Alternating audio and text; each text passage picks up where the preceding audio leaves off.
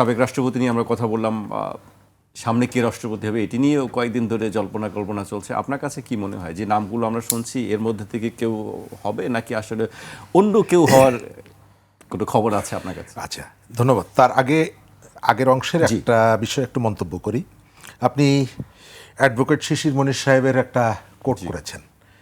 আমার ধারণা যে শাহাবুদ্দিন সাহেব যদি তাকে আইনজীবী হিসাবে নিয়োগ দেন তাহলে তাকে কিন্তু একটা ভালো ফলাফল তিনি পেতে পারেন।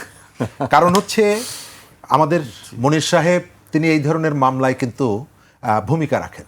এই যে বুয়েটের আবরার ফাহাদের খুনি যারা ফাঁসি হয়ে যাওয়ার পর আমরা কিন্তু তাকে ওই দণ্ডপ্রাপ্তদের পক্ষে আইনজীবী হিসাবে দেখেছি।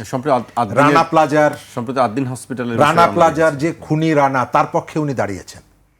ঠিক আছে, সুতরাং আমি জানি না যদি এই রকমের ব্যাপার হয়, আমি পরামর্শ থাকবে আমাদের সাবেক রাষ্ট্রপতিকে আপনি চেষ্টা করবেন শিশির মনির সাহেবকে যেন আইনজীবী হিসাবে আপনার পক্ষে নিতে পারেন।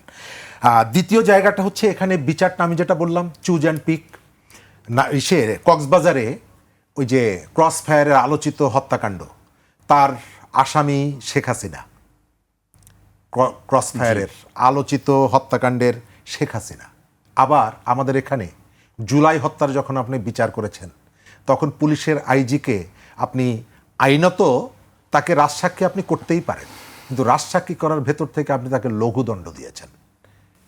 শেখ হাসিনা ফাঁসি হয়েছে, স্বরাষ্ট্রমন্ত্রীর ফাঁসি হয়েছে, কিন্তু পুলিশের সর্বোচ্চ প্রধান যিনি, যার অধীনে পুলিশ বাহিনী নানা রকমের হত্যাকাণ্ডের সাথে জড়িয়েছিল, আপনি লালবাগ থানার কোনো একজন সাব ইন্সপেক্টরকে ফাঁসি দিয়েছেন, কিন্তু এই মামলায় পুলিশের আইজি সামান্য তাকে একটা দণ্ড দিয়েছেন। এইটাই প্রমাণ করে যে এখানে বিচারের কাজটা চুজ অ্যান্ড পিক। আপনি কাকে বিচার করবেন, কার করবেন না।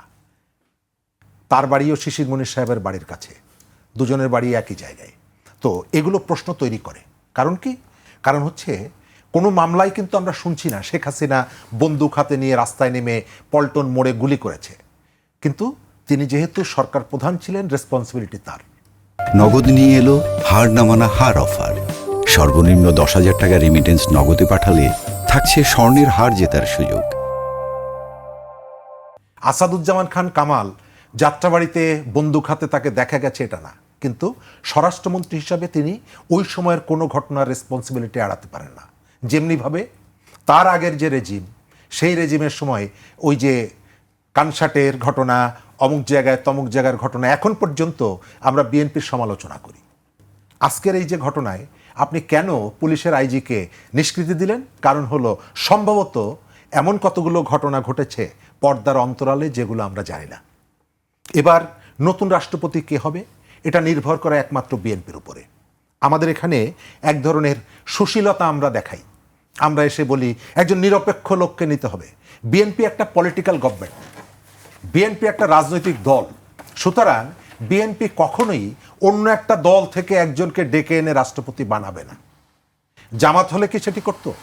এনসিপি হলে কি সেটি করতো? আমি গত কয়েকদিন আগে এনসিপির এক নেতাকে জিজ্ঞেস করেছিলাম যে আপনারা যে কথায় কথায় বলেন যে বিএনপি অমুককে তমুককে, হ্যাঁ, বিএনপির একটা পলিটিক্যাল এজেন্ডা আছে, সেই এজেন্ডা বাস্তবায়ন করার জন্য তার তো সেই ধরনের লোক লাগবে। তবে আমরা চাইব দলের সিল মারা লোক হলেও তিনি যেন দক্ষ হন, তিনি যেন সৎ হন। প্রত্যেকটা দলের মধ্যে সৎ মানুষ, দক্ষ মানুষ আছে। কেবল দল করে বলে আপনি তাকে এই যে কয়েকদিন ধরে দেখছি 11-12টা সরকারি আধা সরকারি প্রতিষ্ঠানের দায়িত্ব দিয়েছেন সাবেক বিএনপি নেতাদের। এরা যদি যোগ্য হয় আমার কোনো আপত্তি নাই, কিন্তু অযোগ্য যদি হয় তাহলে আপত্তি আছে, কারণ এই প্রতিষ্ঠানগুলো শেষ করে দেবেন। সেকেন্ড, আমাদের এখানে ওই যে এনসিপির কথা বললাম, আমি জিজ্ঞেস করেছিলাম যে আপনারা যে পার্লামেন্টে সংরক্ষিত মহিলা আসনে 2টো আসন পেয়েছেন, নারী আসন, 2টো আসনই আপনাদের দলের 2জন ওই যে যৌথ সমন্বয়ক নাকি যেন বলে, সমন্বয়কারী, তাকে আপনারা দায়িত্ব দিয়েছেন। কেন? বাংলাদেশে তো এই রাজনীতির বাইরে অনেক দক্ষ নারী আছেন, তাদের কন্ট্রিবিউশন আছে জুলাই, তাদেরকে ডেকে এনে দিতেন, তা তো দিলেন না। কারণ কি? কারণটা হচ্ছে পরামর্শটা অন্যের ক্ষেত্রে প্রযোজ্য, আমার ক্ষেত্রে না। নতুন যে এমপি যারা এসেছেন তারা কন্ট্রিবিউট করতে পারছেন না, এর থেকে যোগ্য অনেকে ছিল, তো তাদেরকে তো এনে দিতে পারতেন না। ওটা দিবেন না, আপনি চাইবেন খালি বিএনপির কাছে। আবার জামাত চাইবে খালি বিএনপির কাছে। জামাত কি নিরপেক্ষ লোকদেরকে কোথাও নিয়োগ দিয়েছে?